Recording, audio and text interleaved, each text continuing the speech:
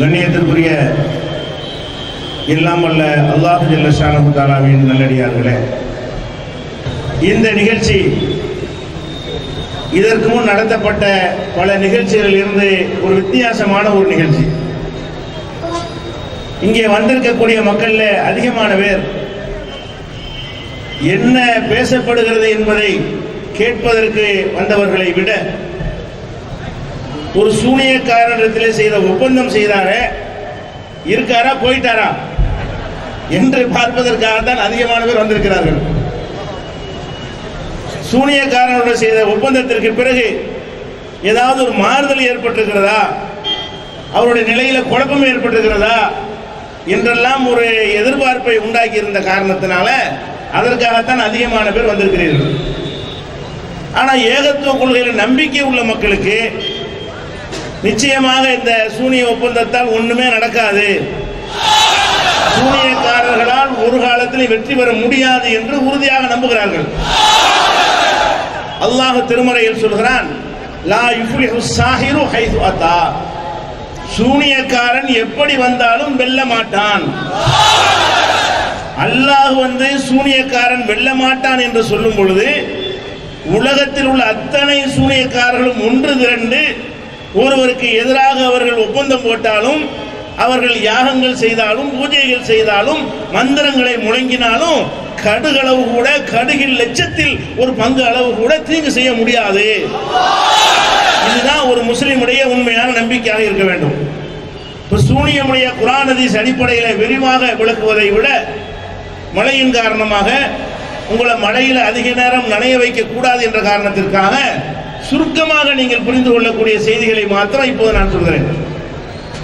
இஸ்லாம் மார்க்கத்தை பொறுத்தவரை அது உலகத்தில் இருக்கிற எல்லா மார்க்கங்களிலிருந்தும் தனியாக வித்தியாசமான முறையில் சிறந்து விளங்குகிறது. அதில் முக்கியமான தனித்தன்மை என்னவென்று சொன்னால், எந்த ஒரு பொருளையும் எந்த ஒரு படைப்பையும் அது என்னவாக இருக்கிறதோ அதுவாகத்தான் நீங்கள் நம்ப வேண்டும். அதுக்கு மேலே ஒன்று இருப்பதாக நீங்கள் நம்பக்கூடாது. ஒரு காகிதம் இருக்கிறது என்று சொன்னால் இது காகிதம், இது காகிதத்தில் என்ன செய்ய முடியுமோ அதை இதிலிருந்து செய்யலாம். இந்த காகிதத்தை வீசினால் ஒரு 1000 பேர் செத்து விடுவார்கள் அப்படின்னு ஒருத்தர் சொன்னா நம்ப முடியாது. ஏன்? அது இந்த காகிதத்தில் இல்லை. இந்த காகிதத்தில் நீங்கள் என்ன பார்க்கிறீர்களோ, உங்களுடைய கண்ணுக்கு என்ன தெரிகிறதோ, உங்களுடைய கருத்துக்கு என்ன தெரிகிறதோ, உங்களுடைய கையை ஸ்பரிசித்து பார்க்கும் பொழுது என்ன தெரிகிறதோ, அதுக்கு மேல ஒரு சக்தி எந்த பொருளுக்கும் கிடையவே கிடையாது. இப்ப நம்ம இன்றைக்கு பார்க்கிறோம், அல்லாஹ்வை மாத்திரம் வணங்குகிறோம். உலகத்தில் உள்ள பல மக்கள் எடுத்து பார்த்தீர்களே ஆனால் சூரியனை வணங்குகிறார்கள். அப்ப சூரியனை சூரியனாக பார்க்காமல் கடவுளா பார்க்கிறார்கள். நாம எப்படி பார்க்கிறோம்? அது சூரியன், வெப்பம் தரும், வெளிச்சம் தரும், அவ்வளவுதான். அதுக்கு அறிவு கிடையாது, அதுக்கு எந்த விதமான சிந்திக்கும் திறன் கிடையாது. அப்ப சூரியன் என்னவாக இருக்கிறதோ அதுவாக நாம நம்புகிறோம். அதிகமான மக்கள் சூரியனை கடவுள் என்று நம்புகிறார்கள். ஒரு கல் இருக்கிறது என்று சொன்னால் கல்லை கல் என்று நாம நம்புகிறோம்.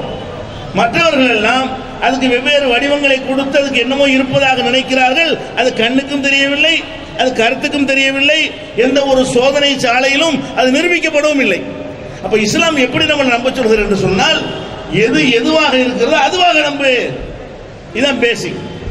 அப்போ ஒரு மனிதன் இருக்கிறான், அப்போ ஒரு மனிதனை நீங்கள் மனிதனாகத்தான் நம்பணும். மனிதனுக்கு என்ன செய்ய முடியுமோ அதைத்தான் மனுஷன் செய்வான்.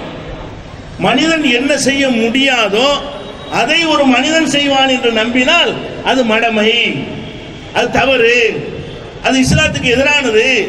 இதுதான் இஸ்லாத்தினுடைய அடிப்படை கொள்கை. இப்ப நபிகள் நாயகம் ஸல்லல்லாஹு அலைஹி வஸல்லம் காலத்தில் பல தெய்வ வணக்கத்தை மக்கள் எல்லாம் செய்தார்கள். அப்போது அவர்கள் சிலைகளை வணங்கினார்கள் இல்லையா? அதை பற்றி குர்ஆன் கேட்கிறது. என்ன கேட்கிறது?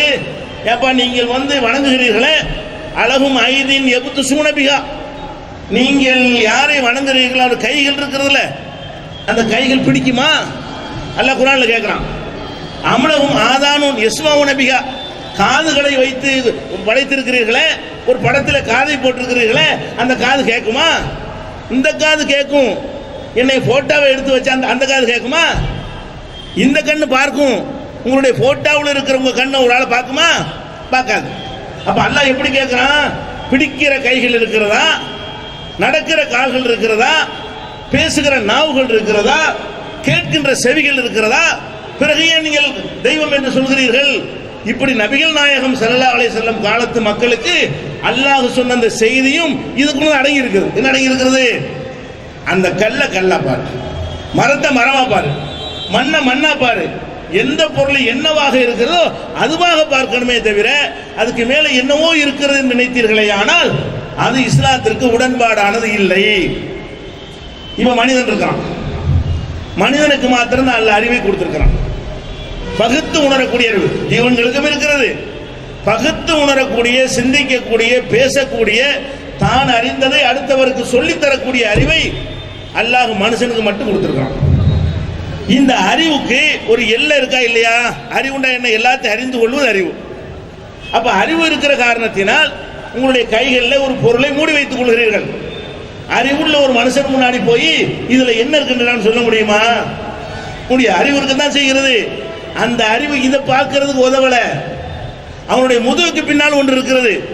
உன்னுடைய முதுகுக்கு பின்னால் எத்தனை பேர் நிற்கிறார்கள் என்று கேட்டால் சொல்ல முடியுமா? அறிவு இருக்குது. அந்த அறிவை கொண்டு இதை வழங்க முடியுமா? முடியாது. அறிவை கொண்டு எதை வழங்க முடியும்? எது கண்ணுக்கு தெரியுதோ அதை நம்பலாம், பார்க்கலாம், அறியலாம்.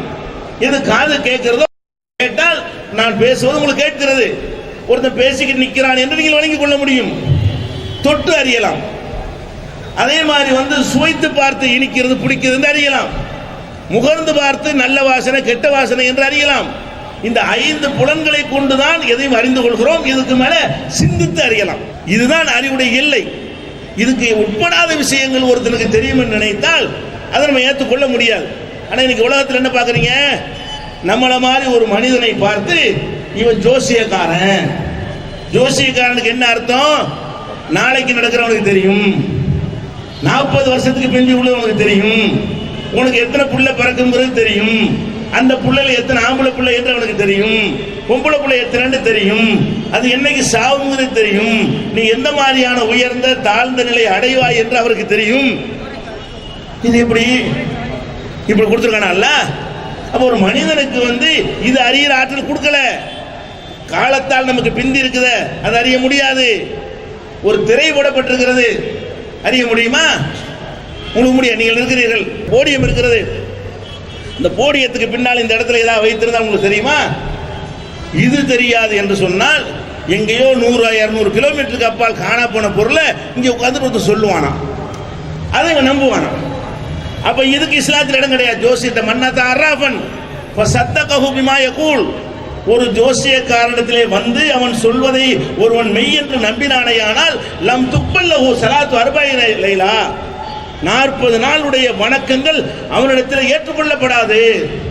நபிகள் நாயகம் ஸல்லல்லாஹு அலைஹி வஸல்லம் சொல்றாங்க. ஏன் அப்படி சொல்றாங்க?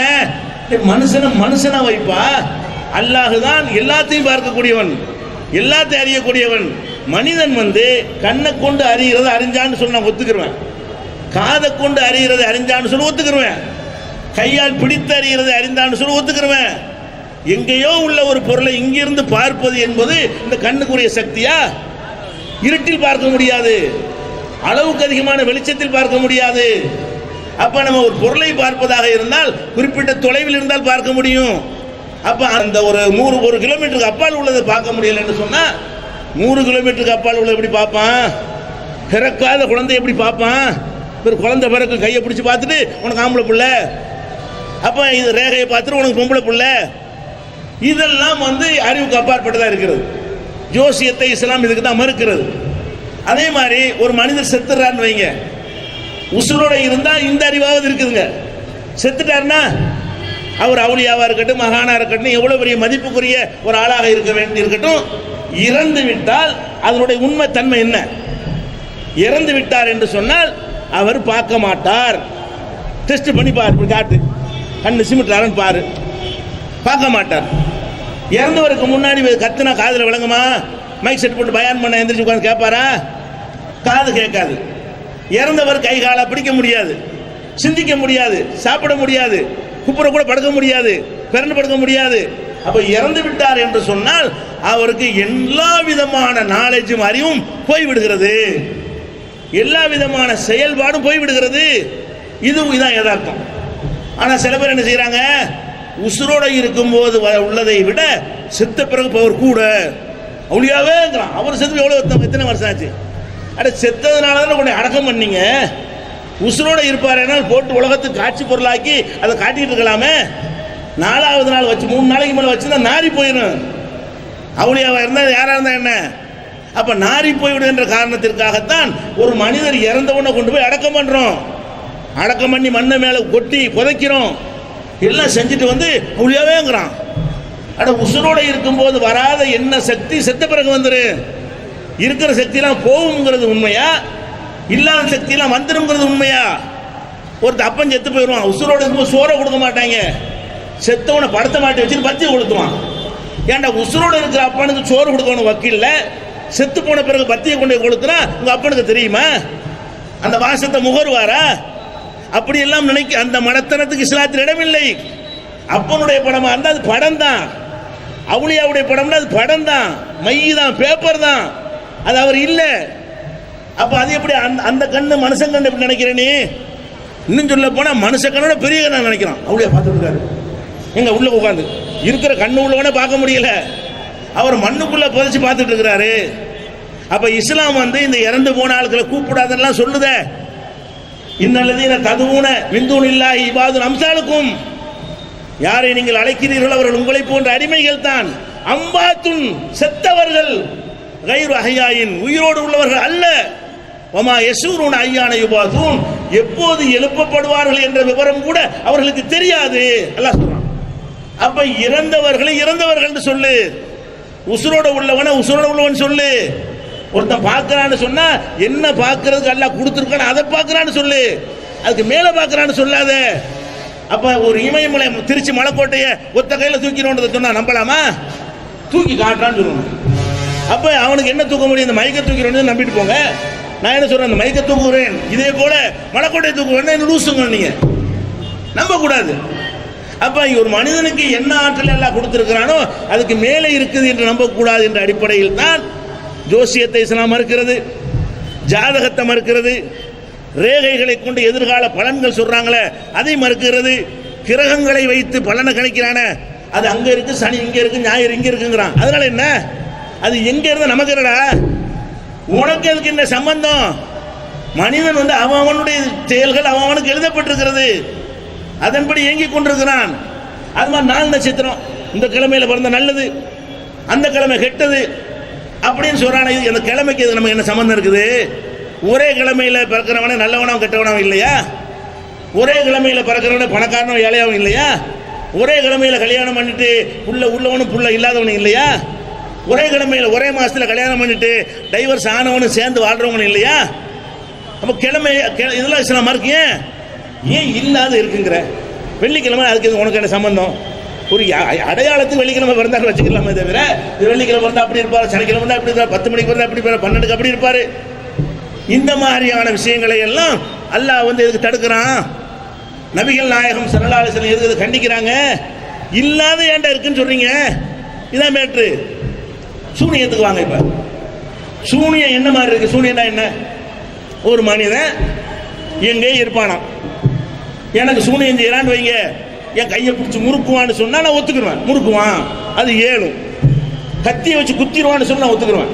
ஒரு சூனியக்காரனை நான் ஒட்டு கத்தியை கொடுத்து இந்த கத்தியை வைத்து உன்னை குத்துவானான்னு கேட்டா குத்துவான். எனக்கு முடிஞ்ச திருப்பி நான் வாங்கி குத்துவேன். அது வேணா என்ன செய்யலாம், நம்பலாம். அறுவாளால் வெட்டுவானா வெட்டுவான், துப்பாக்கியில சுடுவானா சுடுவான். நீ என்ன சொல்ற, சூனியன் என்ன பண்ற?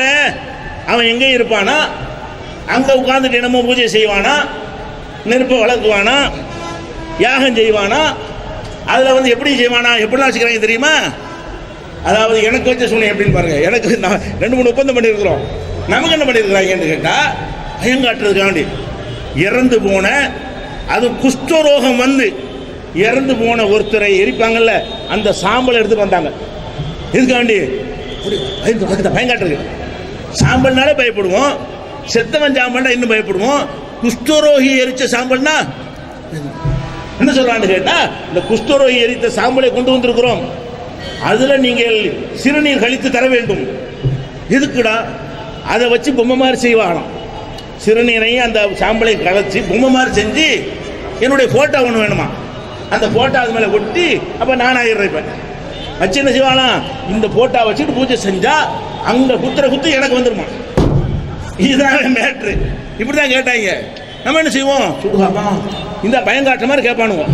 அது வேணும் இது வேணுன்றவுடனே ஒருவேளை நம்ம யூரின் நம்ம கொடுத்துருக்கோமே அதில் ஏதாவது செஞ்சிருவானோ, அதுக்கு என்னடா யூரின் கொடுத்தா என்னென்ன லேபில் கொடுத்து டெஸ்ட் பண்ணலாமே தவிர ஒருத்தன் யூரினில் போய் நீங்கள் அடிச்சு என்ன கிடைக்குமா? எப்படின்னா ஒருத்தன் யூரின்ல ஏதாவது செஞ்சா அது உனக்கு எப்போ உன்னை விட்டு யூரின் வெளியே போயிடுச்சோ உனக்கு அது சம்மந்தம் கிடையாது. அது என்ன பண்ணாலும் உனக்கு ஆக போறது இல்லை. இவன் இப்படி இன்னொரு ஒப்பந்தம் போட்டிருக்கிறோம். என்ன ஒப்பந்தம்? அவன் என்ன செய்யறான்னு கேட்டா கொஞ்சம் முடி வேணுமா. எதுக்கு? சூனியம் செய்யறதுக்கு நம்ம சம்பந்தப்பட்ட பொருள் வேணுமா. முடி, கொஞ்சம் நகம், அம்மாவுடைய பேரு, உங்க பேரு, அவனுக்கு யூரின் கேட்கறாங்க தெரியல சிறுநீர் வேணும்.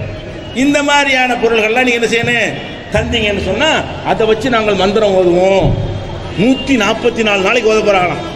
மந்திரம் ஓதுனா என்னை ஊமையாக்கிடுவாங்க. மந்திரம் என்ன செய்யுமா, ஊமையாக்கி. நான் என்ன கேட்கிறேன், என்னுடைய நகமாவே இருக்கட்டுமே, என்னுடைய நகத்தை போய் எரிச்சா எனக்கு சுடுதா? வேண்டாம், உங்க முடியை கொஞ்சம் வெட்டி அடுப்பில் போடுங்க, அது எரிஞ்சா உங்களுக்கு வலிக்குமா? ஆனால் நம்மளை விட்டு கலைந்த ஒரு பொருள்களை என்ன செஞ்சாலும் அதுக்கு நமக்கு என்ன கனெக்ஷன், அதுக்கு நமக்கு என்ன தொடர்பு? நவீன யுகத்தில் வேணா இந்த வயர்லெஸ் அது மூலமாக மின்னணுக்கு தொடர்புல வைத்து ஒரு செல்போனை வைக்கிறோம்ல, அதில் இருக்கு, அறிவுபூர்வமாக இருக்கிறது. அதில் கடத்தக்கூடிய சாதனத்தை வைக்கிறான், உங்களை ரிசீவ் பண்ணக்கூடிய சாதனத்தை உங்கள் ஃபோனில் வைக்கிறான், இங்கேருந்து கடத்துறீங்க அங்கேருந்து வாங்குறீங்க, அது ஓகே. அது கண்ணுக்கு தெரியாட்டாலும் கருத்துக்கு தெரிகிறது, சிந்தனைக்கு எட்டுகிறது. எப்படி நடக்குதுன்னு கேட்டால் செஞ்சு காட்டி உடைச்சு காட்டி செஞ்சு காட்டுவான். இதில் நகத்தை போட்டு என்னமோ செஞ்சால் எனக்காண்ட வலிக்க போகுது, நீ என் முடிய போட்டு எரிச்சுன்னா எனக்கான வலிக்க போகுது என்ற அடிப்படையில் இன்னொருத்தனோட ஒப்பந்தம் பண்ணியிருக்கிறோம்.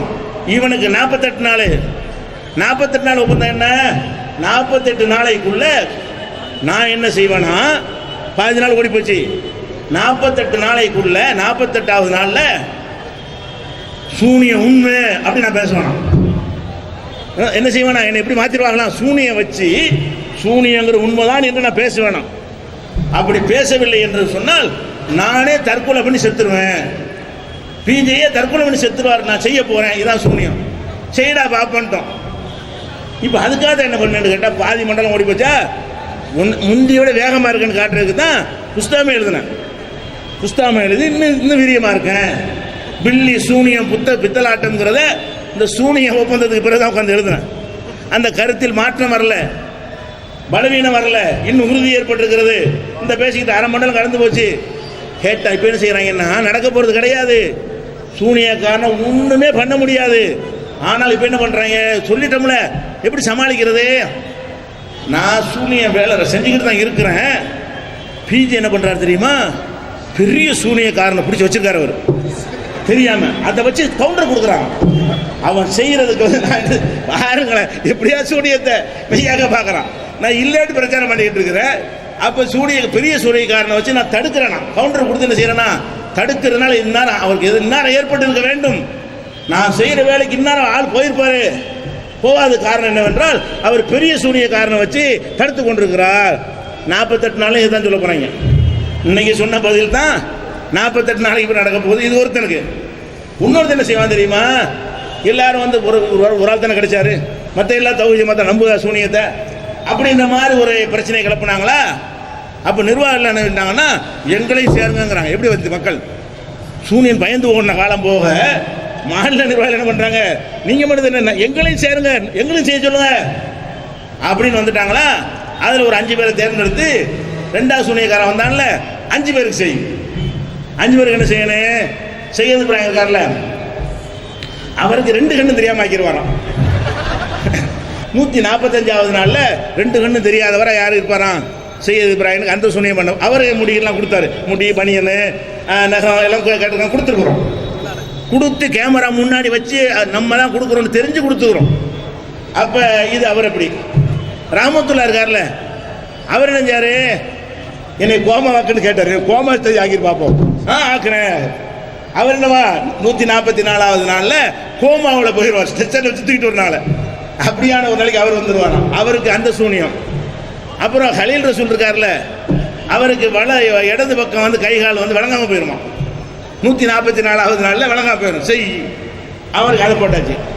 அடுத்து வந்து எம்ஐ சுலைமான் வந்து மிண்டலாகி சட்டையெல்லாம் கிழிச்சுக்கிட்டு ஆடை இல்லாமல் நிர்வாணமாக ஓடுவார், செய்டா அப்படி அதையும் சொல்லியாச்சு. எனக்கு என்னன்னு கேட்டால், உனக்கு நீ பேசி தான் அதை கெடுத்துக்கிட்டு இருக்கிற, அதனால உடைய பேச முடியாது வாங்கிடுவேன். எனக்கு என்ன சொன்னியும் 144 பிறகு அஸ்ஸலாமு அலைக்கும் கூட உனக்கு சொல்ல முடியாது ஆக்கிடாண்டாச்சு. எதுக்கு நான் இப்படிலாம் சொன்னவுனே மக்கள் பயப்படுவாங்க. என்ன ஆச்சு, ஏன் இப்படி முடிய கொடுக்குறோம் அப்படி பயப்படுவாங்களா இல்லையா? சைக்காலஜிக்கலா அந்த பயம் காட்டுற மாதிரி சில மந்திரஹா முறியும் அப்படிலாம் நம்ம சொல்கிறான். அதெல்லாம் பார்க்கல என்ன செய்யும், பயங்கரமாக தெரியும். நம்ம அப்போ அங்கே வச்சே மடக்கிறோம். சூனிய ஒப்பந்தம் பார்த்தாலும் உங்களுக்கு தெரியும் சூனியம் பொய்யின்னு. சூனிய ஒப்பந்தத்தில் நோயாளிகளை சூனியத்தில் குணமாக்கணும்னு சொன்னார். அப்போ நான் 2 கூட்டுப்பையில கொண்டு வரேன் பிறவை குருட குணமாகுயா, அது முடியாது. அப்போ எய்ட்ஸ் நோயாளியை கொண்டு வர குணமாக்குவியா, அதெல்லாம் முடியாது. அப்போ ஏதாவது ஒன்று கொண்டு காட்டினோம்னா முடியாதுங்கிறாங்க. இது 144 நாளைக்கு ஒரு விளம்பரத்துக்காக வேண்டி பப்ளிசிட்டி பண்ணுறது. அப்புறம் மேலே என்ன செய்கிறது, சூனியம் நல்லா தான் செஞ்சோம், பெரிய சூனியக்காரரை வச்சு தடுத்துக்கிட்டே இருக்கார் அவர். நேற்று எப்படி பெரிய சூனியக்காரரை பெரிய ரூபாய் 50 லட்ச ரூபா கொடுக்குறாள், எவ்வளோ நான் கொடுக்கலாம்ல, அந்த மாதிரி கொடுத்து ஒரு பெரிய சூனியக்காரனை பிடிச்சி நாங்கள் செய்கிற சூனியத்துக்குலாம் என்ன செய்கிறாரு, மறுப்பு கொடுத்துட்ருக்காரு. சூனியத்தை கொண்டு சூனியத்தை அடிக்கிறாருன்னு சொல்லி தப்பிச்சுக்கிறது தான் அந்த ஒப்பந்தம். 144 நாளில் ஒன்றும் நடக்க போகிறது கிடையாது. அதை சூனியத்தால் அல்லாஹ் நாடினபடி எனக்கு முகத்தினால் வந்துவிடும். ஆனால் தற்கொலை முகத்து சொன்னபடி வராது. சரியா? அல்லாஹ் நாடினபடி ஒருத்தன் குருடாவ செவிட ஆகிக்கலாம், அது ஒரு விஷயம். இவன் என்னைக்கு எது நடக்கும் என்று சொன்னானோ, சூனியத்தால் நடக்கும் என்று சொன்னானோ நடக்காது. ஒரு ஆக்ஷனில் என்ன வேணாலும் நடக்கலாம், 5 பேர் மூத்தா கூட போயிடலாம். அப்படி போனாலும் சூனியம் ஜெயிக்காது. சூனியக்காரன் எதை செய்வதாக சொன்னானோ அதை செய்யணும், அப்போது அந்த டயத்தில் செய்யணும். எதுக்கு இதை செய்யறோம்னு கேட்டால், சூனியம் நம்பி நம்பி மக்களை பயங்கர சாதாரணமாக குடும்பத்தில் புருஷன் முண்டாடி சண்டை. எல்லா பொம்பளையும் என்ன சொல்றீங்க, யாரோ செய்வனை வச்சுட்டாங்க, மாயம் பண்ணிட்டாங்க சொல்றீங்களா இல்லையா? புருஷன் பொண்டாடிக்கு சண்டைனா என்னது, ஒரு புருஷங்கார பொண்டாடி பின்னாடி போறான்னு வைங்களேன், வசியம் பண்ணிவிட்டா யாரு, பொம்பளை வந்து யாரை வசியம் பண்ணிட்டானா, அட அல்லாஹ் அப்படித்தானே படைச்சிருக்கிறான், நீ மந்திரம் வசியம் பண்ணணும். ஒரு ஆணும் பெண்ணும் வசியம் பண்ணக்கூடிய வகையில் அல்லாஹ் படைத்திருக்கிறான். அப்படித்தான் இந்த தாயார் சொல்றாங்கன்னா, அவங்க மாப்பிள்ளை அப்படித்தான் வசியம் பண்ணப்பட்டு இருந்தாரு. அப்ப கணவன் மனைவி என்ற ஒரு உறவு வரும்பொழுது பெண்களை ஆண்களும் ஆண்களை பெண்களும் வசியம் பண்ணுதல் என்பது அந்த வசியம் தான் இருக்கு, மாய மந்திரமா இருக்குது.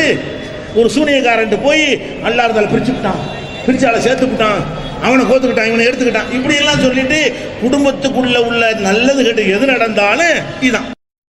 வீட்டில் ஏதாவது ஒரு புள்ள செத்து போச்சுன்னு வைங்களேன், இவ ஏதோ சூனியம் பண்ணி காலி பண்ணிட்டாது, செத்து போனதுக்கலாம். ஒரு குழந்தை இயற்கையாக செத்து போனா, நோய் வாய்ப்பட்டால், வீட்டில் ஏதாவது வறுமை வந்தா, கஷ்டம் வந்தா என்ன சொல்றோம் நம்ம, சூனியத்தினால யாரும் சூனியம் செஞ்சு விட்டாங்க. குறிப்பாக வந்து மருமக மேலே தான் பழி போடுற வழக்கம் இருக்குது. மருமக செஞ்சு விட்டா அல்ல மாமியாக்காரர் செஞ்சு விட்டாங்கிற அடிப்படையில் தான் நம்ம முஸ்லீம் சமுதாயத்தில் அதிகமான பேர் என்ன செய்யறாங்க, பேசிக் கொண்டிருக்கிறார்கள். அது எப்போ உடைக்கிறது, பிரச்சாரத்தினால் உடைக்கிறதை விட என்ன செய்யணும், அது பொய் கேலி கூத்து என்று காட்டுவதாக இருந்தால் இப்படி முன் வரணும். ஒவ்வொருத்தர் நீங்க முன் வரணும். சூனியக்காரன் போய் எனக்கு சீடா பார்ப்போம், உனக்கு என்ன வேணும் என்று சொல்லக்கூடிய நிலை வந்தால்தான் ஏமாற்ற முடியாது. சூனியத்தை வச்சு எத்தனை குடும்பத்தை நாசமாக்கிறாங்க தெரியுமா? சூனிய பயங்காட்டி எத்தனை குடும்பத்தை சீரழிச்சிருக்காங்க தெரியுமா? எவ்வளவு பணங்களை சுரண்டி இருக்காங்க தெரியுமா? எத்தனை பெண்கள் வாழ்க்கையோடு விளையாடி இருக்கிறார்கள் சூனியத்தை வைக்கிறேன் எடுக்கிறேன் என்று தெரியுமா உங்களுக்கு? அப்ப சமுதாயத்தோடு விளையாடி கொண்டு ஏமாற்றி கொண்டு பணத்தை சுரண்டி கொண்டு சாதாரண மலஜலத்தை சுமந்து கொண்டிருக்கிற ஒரு மனிதன் மனிதனுக்கு மேம்பட்ட சக்தி உள்ளவனாக நான் செய்வேன்கிறான். எங்கே இருந்துகிட்டு அல்லாஹ் செய்வது போல செய்வேன்கிறான். அதை நம்புகிறார்கள் என்றால் எப்படி உடைக்கிறது? அல்லாஹ் திருமறை அழகா சொல்றான், இதை ஆராத செய்ய நான் கூலளவு குன் ஃபயக்கூன். அல்லாஹ்வை பொறுத்த வரைக்கும் ஆகும் ஆயிரும். இப்போ அந்த மைக்கு தயாரிக்கிறாங்க, ஆகுண்டு ஆயிருமா? ஆகாது. இதுக்குரிய ஜாமான் எடுக்கணும், மிஷினை வாங்கினேன், அதெல்லாம் செஞ்சு அதுக்கு என்னென்ன செய்யணுமோ அவ்வளோ வேலையும் செஞ்சால் தான் மைக்கு உண்டாகும். ஒரு பேப்பரை பெயிண்டிங் பண்ணி புத்தகமாக்குறாங்க, என்ன செய்யணும், அதுவும் ஆகாது. பேப்பர் கீழே கட்டி கிடக்குது, ஆகு புத்தகம் ஆயிருமா? ஆகாது. அப்போ ஆகு என்றவுடன் ஆகிறது எது? அல்லாஹ்வுடைய தனி சிவதி. இதா அராத செய்யன் குன் குன் என்றவன் சொல்வான், குன் என்றால் ஆகு, ஆகு என்று சொல்வான், ஆகிவிடும். அது அல்லாஹ். அப்ப இவன் என்ன செய்யறான், சூனியக்காரன், நானும் ஆகும் ஆயிருங்கிறான். அவன் என்னை தொடமாட்டானா, என்னை அடிக்க மாட்டான், என்னை வெட்ட மாட்டான், எனக்கு விஷம் கொடுக்க மாட்டான், என்னை துப்பாக்கியில் சுடமாட்டான், எங்கே இருந்துக்கிட்டு கட்டளை போடுவான், எனக்கு 1000. அவன் யாரு? அல்லாவா? அப்ப அல்லாவுக்கு இருப்பது போன்ற ஒரு ஆற்றலை ஒரு மனுஷனுக்கு, நம்மை விட தரங்கட்ட கீழ்நிலையில் உள்ள ஒரு மனுஷனுக்கு இருப்பதாக நம்பினால் அது எப்படி இருக்கிறது? அறிவு ஏத்துக்கிறதா? இஸ்லாம் ஏத்துக்கிறமா இதை? அப்ப நம்மளை கெடுத்து நம்பிக்கை நாசமாக்கி மூடர்களை ஆக்குவதற்காக திட்டம் போட்டு ஒரு கூட்டம் இருக்கிறது என்று சொன்னால் அவர்களை முறியடிக்கணும். எப்படி முறியடிக்கிறது? செஞ்சு காட்டு என்று ஒருத்தர் சொல்லி, இப்ப 5 சொல்லி, இப்ப என்னன்னா எல்லா நிர்வாகிகளுக்கும் போஸ்டர் வைக்க சொல்லியாச்சு. மாவட்டங்கள்லாம் வை, மாவட்ட நிர்வாகிகளா எங்களுக்கு செஞ்சால் 50 லட்சம் தரோன்னு சொல்லு, உனக்கு செஞ்சால் நாங்கள் தலைமையில் 50 லட்சம் தருவோம். கொடுக்க வேண்டிய வராது, அது செய்ய போறதும் கிடையாது, நம்ம கொடுக்க வேண்டிய தேவையும் வராது. பொய் என்று காட்டுவதற்காக ஆண்களும் பெண்களும் சவால் விடக்கூடிய நிலையில் நீங்கள் வர வேண்டும். எப்படி வரணும்? செய்யடா பார்ப்போம். எல்லாரும் நாங்கள் சொல்வதற்கு இதை சொல்லவில்லை, எல்லாரும் சொல்ல வேண்டும். ஒவ்வொரு முஸ்லீம் என்ன செய்யணும்? செஞ்சு பார்ப்போம். அப்ப சூனியக்காரனை மனிதன் என்று இன்னும் கவனித்து பாருங்கள். இதெல்லாம் விட்டுருங்க. சூனியக்காரன் சொல்றீல்ல, அவனுக்கு பெரிய ஆற்றல் இருக்குல்ல, எங்கே இருந்துகிட்டு என்னமோ செய்யற ஆற்றல் இருக்குல்ல, அது இருக்குமையானால் அவன் இப்படியா இருப்பான்? இப்படியே பிச்சை வாங்கிட்டு இருப்பான்? இப்படியா 100க்கு 200 கை வாங்கிட்டு இருப்பான்? அப்ப அவன்கிட்ட இருக்கிற அந்த சூனிய சக்தியை வைத்து புதைந்து கிடக்கிற தங்க சுரங்கங்கள் பூமியில் இருக்குது, அதெல்லாம் தோண்டி கொண்டு அடுத்து பெரிய மல்டி மில்லியனர் ஆயிடுவான். அவன் பில்கேட்ஸ்க்கு மேலே போயிடுவானுங்க. சூனியம்னு ஒன்று இருந்து இந்த மாதிரியான ஆற்றல்லாம் ஒரு மனுஷனுக்கு இருக்குமே, ஆனால் அவன் எங்கெங்க உள்ளதெல்லாம் அங்கே கொண்டு வந்துடுவானே. அந்த பூஜை செய்து சைத்தான்கள் எடுத்துட்டு சொல்லியிருப்பானே, அவன் சோத்துக்கு அடிக்கிறான் லாட்டின்னு விளங்குது, நம்மள்கிட்ட உள்ள 100க்கு 200 அலையிறான்னு விளங்குகிறது. காசு கொடுத்தா தான் செய்கிறேங்கிறான், 100 ரூபா 200 ரூபா வாங்கி கொண்டு அவருக்கு செய்கிறேன் இவருக்கு செய்கிறேங்கிறான். அப்போ என்ன இதில் மேட்ரு? பொய். சூனியக்காரன், நான் கேட்குறேன், முஸ்லீம் சூனியக்காரன் எவ்வளோ பேர் இருக்கான்? முஸ்லீம்களுக்கு உலகம் பூரா எவ்வளோ பாதிப்பு இருக்குது? ஏன்டா இஸ்ரேலில் போய் அந்த பெஞ்சமின் நெதன்யாஹூ இருக்கானே, அவனுக்கு செய்ய பார்ப்போம். நீ முஸ்லீம் தானே, சூனியம் பண்ணுற மக்களை ஏமாத்துறீல, முஸ்லீம்களை குண்டை போட்டு கொண்டு விட்டுருக்கிறான்ல, நீ உன் சூனியத்தின் மூலமாக அவனுக்கு ஏதாவது பண்ணி பார்ப்போம். பொய் இருந்தால் செஞ்சு, எனக்கு நான் சூனியம் செய்கிறவனாக இருந்தால் நான் அதை செஞ்சிருப்பேன். உண்மையில சூனியம் இருக்குன்னு வைங்க, அது எனக்கு தெரியுதுன்னு வைங்க, நான் முதல்ல என்ன செய்யணும்? சமூகத்துக்கு பெரிய தீய சக்தியாக இருக்கிறவன் அழிக்கணுமா இல்லையா? அது மாதிரி எத்தனையோ பிற மத சகோதரர்கள் இருக்கிறாங்க, அந்த மதங்களுக்கு எதிரானவர்கள் எவ்வளவு பேர் இருக்கிறாங்க. அந்தந்த மத சூனியக்காரர்கள் அந்தந்த சமுதாயத்துக்கு எதிராக உள்ளவன் அழிக்கலாமா இல்லையா? அழிச்சார்களா? முடிஞ்சதுன்னு செய்யற, காசு வாங்குறதுக்கு பயம் காட்டுறது. பயம் காட்டு என்ன செய்யறது? பிஜேபி 3 நாள் சாப்பிட மாட்டான். உனக்கு சூனியம் வச்சாட்டு சொல்லி பாருங்க. ஒருத்தன்ட்ட போய் வாசல் வந்து மண்ணை ஒரு ஆள் எடுத்துட்டு போனாரு, காலடி மண்ணு சொல்லி கொடுங்க, அவ்வளவுதான். 10 நாளைக்கு தூங்க மாட்டாங்க. மண் எடுத்துட்டானா, மண் எடுத்து என்ன செய்ய போன தெரியும்? அட மண் எடுத்து என்னடா செய்வான்? உன் மண்ணை, காலடி மண்ணை எடுத்துட்டு போய் என்ன பண்ணிடுவான்? அப்ப இந்த மாதிரி ஒரு செய்தியை போட்டாலே போதும் அவனுக்கு ஏதாவது ஏற்பட்டு போயிடும். சூனியக்காரன் செஞ்சுட்டான்றது சூனியத்தினால் ஏற்படல, நீ மனசுல பயந்ததால் வந்தால் ஏற்படும். நீ என்ன செய்யற? நம்ம காலடி மண்ணை எடுத்துட்டான், நம்ம கழட்டி போட்டு சட்டையை தூக்கிட்டு போயிட்டான், சட்டையை தூக்கிட்டானா, வேர்வையெல்லாம் போயிடுச்சா, வேர்வை எடுத்துட அப்படின்னு சொல்லி பயந்தீங்கன்னு வைங்க, அதான் மேட்ரு. அவங்களுடைய மூலதனம் எங்க இருக்குன்னு கேட்டால் உங்களோட பயத்தில் இருக்கிறது. எப்போ பயந்துட்டோமோ, இல்லாத பேய்ங்கிறீங்கள, பேய் இருக்கா? பேயின்னு ஒன்று இருக்கா செய்யுது? பேய் இப்போ லைட் போட்டால் பேய் வர மாட்டேங்குது. பேய் பவர்ஃபுல்லானது தானே. ஒத்தையா போகும்போது பேய் வருது, 10 பேரா போனால் பேய் வர மாட்டேங்குது. ஏன்? இல்லை, இருந்ததுன்னு வர்றதுக்கு. ஒத்தையா போகும்போது மனசில் அப்படி பயம் வந்துடும். அரண்டவனுக்கு இருந்ததெல்லாம் பேய். ஒரு ஆள் நிற்கிற மாதிரி பார்க்குற மாதிரி ஒத்தையா இருக்கும்போது 3 பேர் தான் வைங்களேன், அது என்னடா அதுவாக போய் பார்ப்போம், 3 பேருக்கு கடைசியில் பார்த்தா. அப்போ இந்த பேயெல்லாம் இல்லாத இருக்கிற தெரிய காரணம் என்ன? மனசில் நினைச்சிங்க இந்த பேய் இருக்குது, முடிஞ்சு போச்சு. அப்போ பேய் இருப்பதாக நீங்கள் நம்பினீர்களே, ஆனால் உங்களை பாதிக்கும். அது ஒரு இருட்டை பார்த்து, மரத்தை பார்த்து, ஒரு சேலை மரத்தில் ஆடிக்கிட்டு வைங்க, வெள்ளை புடவை உடச்சிக்கிட்டு மோகினி போகிற மாதிரி இவனுக்கு தெரியும். மோகினி பிசாசு போகிற மாதிரி பார்ப்பானா, ஆடுது, வெளில போகிற மூஞ்சி தெரியுது, இந்த கண்ணு தெரியுது, அப்படியே கற்பனை தானே. அப்படியே டெவலப் ஆகிட்ட போய் அவனை ரத்தம் கதி செத்து போயிடும். ஏன்? இல்லாத இருக்குன்னு நினைக்கிற. ஒரு கையில் டார்ச் வச்சு அடிச்சு பார்த்தா ஒரு துணி தொங்கிக்கிட்டு இருக்கு, அவ்வளோ மேட்ரு. டார்ச் லைட்டு கையில் இருந்து அடிச்சு பார்த்தோம்னு சொன்னால் அங்கே பேய் இருக்க ஒன்றும் இருக்காது. அப்போ இன்னும் சொல்ல போனால் கம்மியான மக்கள் தொகை இருக்கும்போது பேய் இருந்துச்சுல, இப்போ எவ்வளோ மக்கள் செத்துருப்பான். அந்த காலத்தில் இருந்து இப்போ எங்கே அந்த பையனை எங்கே வச்சுப்பேன்? சைனாவில் என் பையன் காணா, பேயிட்ட பின்னி எடுத்து மரண தண்டனை கொடுத்துருவான். ஏன் காணா பேய காணா? எவனாச்சும் பேயின்னு சொன்னா பிடிச்சி கொண்டு போய் போட்டு தூக்கில் போட்டுருவான் சைனாவில்.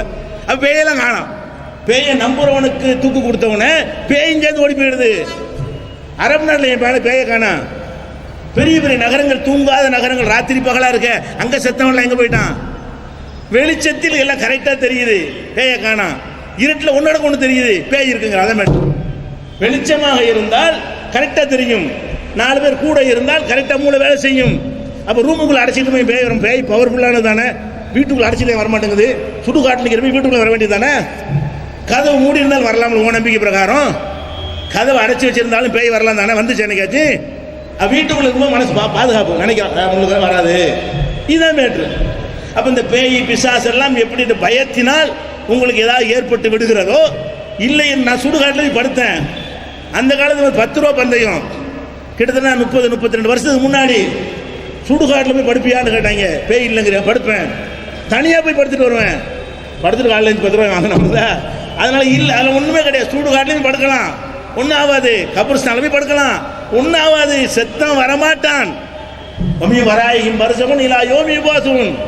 இறந்து விட்டார்களே ஆனால் அவர்கள் திரும்ப எழுப்பப்படுற வரைக்கும் அல்லாஹ் ஒரு திரையை போட்டு விடுகிறான். அந்த தடுப்பு சுவரை தாண்டி எந்த செத்து போனாலும் இங்கே வர முடியாது. அவ்வளவு தெளிவாக திருக்குறானில் சொல்லப்பட்டிருக்கும் பொழுது எதுக்கு பேய் பிசாசுங்கிற, ஆவிங்கிற? ஆவியை வச்சு ஏமாத்துறாங்க. ஆவி வந்து ஜோசியம் பார்க்குது, ஆவியை கொண்டு இப்படிலாம் செஞ்சு கொண்டிருக்கிறார்கள். அதனால அடிப்படையான விஷயம் என்னன்னு கேட்டால், சூனியத்தில் உள்ள பாதிப்பு நம்புறாங்களே, அந்த நம்பிக்கை தான் இவர்களுக்கு பாதிப்பு ஏற்படுகிறது. ஏதாவது எதுனாலும் முடிச்சு போடுறது. இயற்கையாக நடந்தால் கூட என்ன செய்யறது? குருவி உட்கார பணம் விழுந்த கதைன்னு சொல்லுவாங்க. சில நேரங்களில் சின்ன சுட்டுக்குருவி, பனைமரத்தில் பனங்காய் இருக்கும், பனம் பழுத்து இப்போவா அப்போவான்னு இருக்கு விழுவுறதுக்கு. அந்த நேரம் பார்த்து சுட்டுக்குருவியில் உட்காரும். அது காலை வைக்கும் ஒத்துன்னு விழுந்துடும். அப்போ என்ன நினைக்கக்கூடாது? சுட்டுக்குருவி பயங்கர சக்தி பார்த்துட்டு பணம் அப்படி சொல்லுவீங்களா நீங்கள்? இவ்வளோ பெரிய பனம்பழத்தை இந்த சிட்டுக்குருவி தண்ணி விட்டு அறிவுள்ள வேணா சொல்லுவானா? எப்படி சொல்லுவீங்க அதை? அது விழுவுற நிலையில் இருந்தது. இது அந்த நேரத்தில் போய் காலை வச்சது, அதனால் விழுந்துருச்சுன்னு சொல்லுவீங்க. அதுக்கு சக்தி இருந்தால் எந்த பழத்தில் உட்கார்ந்தாலும் விழுந்துடணும். விழுந்துச்சா? அந்த ஒரே ஒரு பனம்பழம் பழுத்து கிடக்கிற பழம் வந்து விழுகிற மாதிரி இருந்துச்சு. இது காலை வைக்காட்டாலும் விழுந்திருக்கும். இந்த பறவை போய் அந்த பனம்பழத்தில் காலை வச்சு மிதிக்காட்டா கூட, உட்கார விட்டால் கூட அது விழுகிற கண்டிஷனில் இருந்தது. 3 அளவு தொங்கிக் கொண்டிருக்கிறது. அப்படி நடக்கிறத முடிச்சு போடுவான். இது எப்படி கிறுக்கணும்? அந்த மாதிரி என்ன செய்யறது? உதாரணமா நாங்கள் தர்காவெல்லாம் கடமை ஏற்று தீவிரமாக பிரச்சாரம் பண்ணோம்னா மக்கள் ஜமாத்தெல்லாம் கிடையாது. எங்கள் ஊரை ஏற்று ஊரெல்லாம் ஒதுக்கி வச்சாங்க. அது ஒரு விஷயம். அப்போ இந்த மாதிரி பிரச்சாரம் பண்ணி கொண்டிருந்த கட்டத்தில் என்னுடைய சகோதரர் அண்ணன் அவர் பிரச்சாரம் பண்ணுவார். அவர் மூத்தா போயிட்டார். அவங்களையும் மூத்தாயிட்டாங்கன்றாங்க. எப்படிதான் அது மூத்தா போகிறது? அவருக்கு இயற்கையாக நோய் இருந்தது, இதய நோய் இருந்தது. அது மரணித்தோடுவார் என்று டாக்டர் எல்லாம் வந்து என்ன செஞ்சாங்க, காப்பாற்றுற கண்டிஷனை தாண்டிட்டார்னு சொன்னாங்க. அந்த நிலையில் அவர் மரணித்து விட்டால் இவன் என்ன செய்வான்? அவளியா திட்டினீங்கள அப்படிம்பாங்க. ஏன்னா நேற்று அவர் மூத்தா போனால் அவர் எந்த அவளியா திட்டினாரு? அவளியாவை பார்க்க போன வண்டியில் போகும்போது என்ன செத்தான் கேட்க நம்ம கேட்கறது. நான் ஒரு ஆண்டவரை பார்க்க போனீங்கல்ல, போகும்போது ஆக்சிடென்ட் 40 பேர் செத்து அதிகம் செத்த. அப்போ மரணம் என்பது எப்போ வரும்? அப்போ இன்னும் வராத ஒன்று, யாருமே சாவாத மாதிரியும் இவர் ஒருத்தர் தான் உலகத்தில் செத்த மாதிரி. அப்போ தான் நீ அவளியான்னு சொல்லணும். எல்லாரும் சாவுறான். நல்லவன் சாவான், கெட்டவன் சாவான், 30 சாவான், 40 சாவான், 92 சாவாமல் இருப்பான். ஆனால் கடைசியில் சாவுவான். அப்போ இயற்கையாக நடக்கிற விஷயங்கள் மனுஷன் நோய் வராதா? எனக்கு ஹார்ட் அட்டாக் வந்துச்சுன்னு வைங்களேன், இல்லைண்டி இல்லை அப்படிமா ஒரு குளத்தை ஒருத்தருமே வரல. நான் எனக்கு ஒருத்தர் வந்திருக்கேன். சமாதியை கும்பிட்ற எவனுக்கு வந்தது இல்லையா? கேன்சர் வந்துருச்சா? அவளு கேன்சர் வந்து பேசிட்டு தான் இருக்கிறேன். கேன்சர் என்ன பண்ணுச்சு? அது வரும் போகும்போது போக வேண்டியிருந்தா போய்கிட்டு இருக்கேன். அதனால வந்து எதுக்கு இதை சொல்றேன்னு கேட்டால், இயற்கையாக மனிதன் என்று சொன்னால் ஏற்ற இறக்கம் இருக்குமா இல்லையா? ஆரோக்கியத்தில் ஏற்றம் இருக்கும், இறக்கம் இருக்கும். பொருளாதாரத்தில் ஏற்றம் இருக்கும், இறக்கம் இருக்கும். உடல் உறுப்புகளில் நல்ல நிலை இருக்கும், கெட்ட நிலை இருக்கும். நோய் நொடிகள் வரும். இப்படி பல விஷயங்கள், கை கால் கூட ஆக்சிடென்ட்ல போயிடும். எல்லாருக்கும் ஏற்படுகிறது. இதுக்கு ஏன் சூனியங்கிற? அப்போ எல்லா மதத்துக்காரனுக்கும் வருதா இல்லையா? கடவுள் இருக்குன்றாலும் வரும், இல்லைன்றாலும் வரும், சாமியை கும்பிட்டாலும் வரும், கும்பிடாட்டாலும் வரும். எல்லாருக்கும் சாவு. எல்லாருக்கும் உள்ளதை கொண்டு வந்துட்டு என்ன செய்வான்? நம்ம செத்தா மட்டும், நான் செத்தேன்னு வைங்க, தற்செயல் நாளைக்கு போச்சரிச்சு ஓட்டிடுவாங்க. சூனியக்காரர் இது எதிர்த்தார்கள் போயிட்டாருப்பாங்க. அப்படி சொல்லணும் இல்லையா? அட சாவு எல்லாருக்கும் வரும்டா, எப்போ வேணாலும் வரலாம். அப்போ சாவு எப்பவும் வரக்கூடிய சாவு, அது அல்லாஹ் வந்து நாளைக்கு என்று எனக்கு எழுதி வைத்திருந்தால் அது வரும். நிச்சயமாக சூனியத்தால் வராது. வர வேண்டிய நேரத்தில் வர வேண்டியிருந்தால் வரத்தான் செய்யும். அப்போ இப்படியான ஒரு அடிப்படையை தான் இஸ்லாம் நமக்கு என்ன சொல்லுகிறது? சூனியம் இல்லை வழங்குற சூனியம்னா. அப்போ இந்த ஒரு அடிப்படையை நீங்கள் ஆழமாக கவனமாக புரிந்து கொண்டு விரிவாக விளக்குறதுக்கு தான் அந்த கூட்டம் போட்டது. நீங்கள்லாம் மழையில் நினைஞ்சு குழந்தைகளை வைத்துக் கொண்டு மழை விட்டுட்டா கூட அந்த ஈரத்தால் ஏற்படக்கூடிய பாதிப்பு உங்களுக்கு ஏற்பட்டு விடக்கூடாது. சொல்ல வேண்டிய செய்திகள் உங்களுக்கு சொல்லியாடுச்சு. இப்போ நான் கேட்டுக்கொள்வது என்னவென்று சொன்னால், ஒவ்வொரு கிராமத்திலையும் பெண்களும் முன் வரணும். வைடா சூனியம் யாராவது சூனியக்காரன் இருந்தானே ஆனால் வை சூனியம் எனக்கு வை, என்ன வேணுங்கிற இந்த முடி வெட்டி தரவா, செய் பார்ப்போம், நகத்தை வெட்டி தரவா, இப்படி விரட்டினீங்கன்னு வைங்க, அவன் ஓடணும். நீங்க ஓடக்கூடாது சூனியக்காரனுக்கு பயந்து கொண்டு. எந்த ஊர்லையும் சூனியம் செய்யறேன்னு பொழப்பு நடத்துற எவனும் இருக்கக்கூடாது. அடே பாய் ஊருக்கு போவாது, முஸ்லீம் ஊருக்கு போவாது, அவங்கள்ட்ட பருப்பு வேகாது என்கிற மாதிரியான ஒரு நிலைமையை உண்டாக்க வேண்டும். சூனியம் செய்து கை கால்களை முடக்குவோம், கணவன் மனையை பிரிப்போம் என்று உங்களை யாராவது மிரட்டினால் செய்து பாரா என்று நாங்கள் சொல்வோம் என்று சொல்லக்கூடிய கைதுங்க. உறுதியா இருப்பீர்களா? சூனியத்துக்கு பயப்பட மாட்டீர்களே? இப்படி நம்பிட்டா குடும்பத்தில் நிம்மதிங்க, அவ்வளவு சந்தோஷமா இருக்கும். சூனியம் இல்லை நம்பி பாருங்களேன், அவ்வளவு மகிழ்ச்சியா வண்டியெல்லாம் ஓடும், குடும்ப வாழ்க்கை சந்தோஷமா இருக்கும், எந்த பிரச்சனையும் வராது. அப்படிப்பட்ட உறுதிப்பாடுள்ள மக்களா வரணும் என்பதற்கு தான் இந்த போட்டி அறிவிச்சிருக்கிறோம். பெருமைக்கு கிடையாது. சவால் எதுக்காக வரணும்? இது பொய்யின்னு எப்படி விளக்குறது, இது பித்தலாட்டம் எப்படி புரிய வைக்கிறது, அதற்காகத்தான் இதை செஞ்சிருக்கிறோம். இன்ஷா அல்லாஹ் ஒரு மண்டலம் முடியும் பொழுதும் சூனியத்தால் எந்த பாதிப்பும் இல்லை என்பது நிரூபணமாக அப்போ சென்னையில் அப்போ அதுக்கு ஒரு கூட்டம் வச்சிருக்கிறோம். 48 நாள் முடிஞ்சு போச்சுல, இப்போ என்ன சொல்கிறேன், பாதி நாள் இப்போ வச்சிருக்கிறோம். 48 நாள் முடிஞ்சவனே வைப்போம். அப்பவும் என்ன பாதிப்பு அல்ல நான் அது வரும். சூனியக்காரன் சொன்ன பாதிப்பு சூனியக்காரனால் வராது. அதில் கடுகளவும் சந்தேகம் இல்லை என்பதை என்ன செய்யணும், நம்ம புரிந்து கொள்ள வேண்டும். அப்போ இது புரிந்து கொண்ட நன்மக்களாக அல்லாஹ் ரப்பல் ஆலமீன் நம் அனைவரையும் ஆக்கி அருள்வானாக. வாசல் தாவனாக